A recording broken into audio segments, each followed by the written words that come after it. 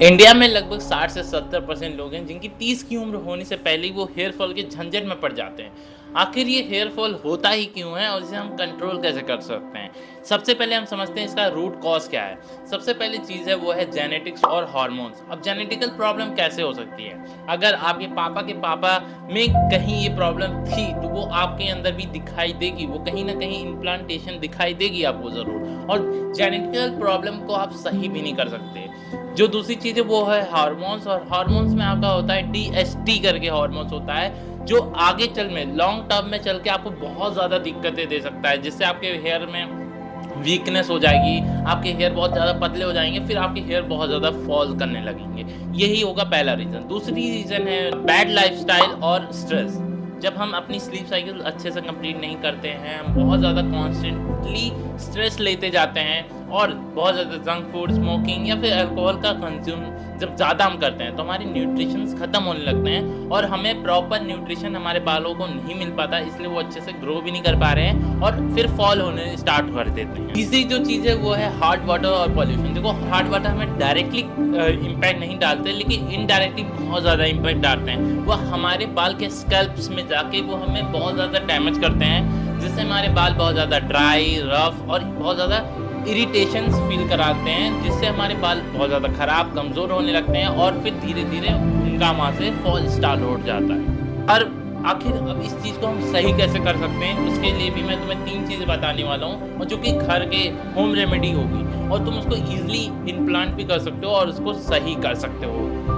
जो सबसे पहली चीज़ है वो है डाइट और न्यूट्रिशंस को मेंटेन करो। अब अगर आप अच्छे से प्रोटीन इंटेक लेते हो, अगर आप प्रोटीन लेते हो तो आपको दाल, अंडा या फिर इन सब चीज़ों को आप कंज्यूम कर सकते हो। दूसरी, आप जिंक या फिर बायोटीन जैसे न्यूट्रिशंस को भी कंज्यूम कर सकते हो, जिससे आपको हेयर को एक न्यूट्रिशंस मिलना स्टार्ट होगा और उनकी ग्रोथ और भी ज़्यादा अच्छी होने लग जाएगी।